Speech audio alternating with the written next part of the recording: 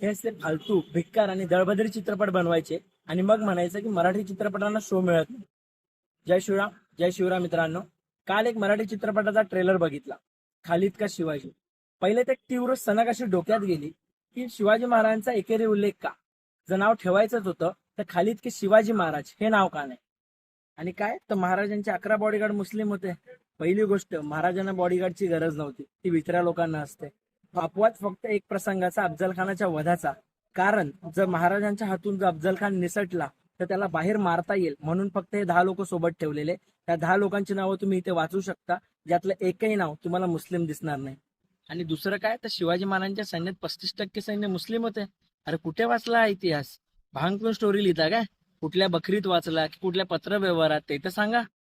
शिवरायांच्या 23 वर्षाच्या आणि शंभूराजांच्या 9 वर्षाच्या कारकिर्दीत एकही सरसेनापती, प्रधान, मंत्री किंवा मुलकी अधिकारी हा मुस्लिम नव्हता. इतकंच काय तर 350 पैकी एकाही किल्ल्याचा किल्लेदार मुसलमान नव्हता.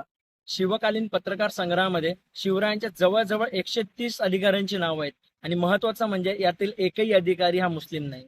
शिवरायांनी व्यंकोजीराजांना एक पत्र पाठवलं, ज्यात ते असं म्हणतात की सैन्यात तुरुक असता जय कैसा मिळतो. म्हणजे जर तुम्ही सैन्यात मुस्लिम ठेवले तर तुम्हाला विजय कसा मिळेल. जे आपल्या भावाला हे सांगतायत, तुम्हाला वाटतं ते स्वतःच्या सैन्यामध्ये मुस्लिम अधिकारी ठेवत असतील. आणि हद्द तर तेव्हा झाली जेव्हा मी ऐकलं की शिवरायांनी रायगडावर मस्जिद बांधलेली. अरे काय प्रूफ आहे? रायगडावर अजूनही राजवाडे, सर्व घरं, कोठारे, बाजारपेठ सर्व अवशेष आहेत. मस्जिदीचे अवशेष कुठे आहेत? इतकंच काय तर कल्याण आणि भिवंडी जेव्हा महाराजांनी काबीज केली तेव्हा तिथे असलेल्या मशिदीचे रूपांतर मंदिर आणि धान्याच्या कोठारामध्ये केलेले. तसेच दक्षिण दिग्विजयाच्या वेळी तिरुवन्नामलई या ठिकाणी 2 मशिदी होत्या ज्या मंदिर पाडून बांधण्यात आल्या होत्या. त्या दोन्ही मशिदी तोडून पुन्हा त्या ठिकाणी मंदिर शिवरायांनी बांधले. हा सर्व नेरेटिव्ह सेट केला जातोय महाराजांना सेक्युलर दाखवण्याचा. पण एवढं लक्षात ठेवा, महाराज हे कट्टर हिंदू होते, कारण त्यांनी स्वतःच्या राज्याचं नाव हिंदवी स्वराज्य ठेवलेलं.